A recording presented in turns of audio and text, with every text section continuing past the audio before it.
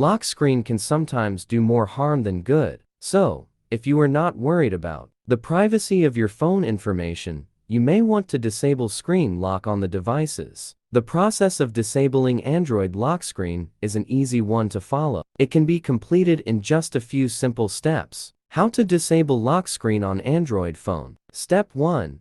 Open Settings. Open Android Settings. Find an app drawer or tap gear icon in upper right corner. Step 2. Select Security. A drop-down menu will appear, and you just tap on the security option among those choices to begin your work. Step 3. Tap Screen Lock. Under Screen Security, tap first option, Screen Lock. Step 4.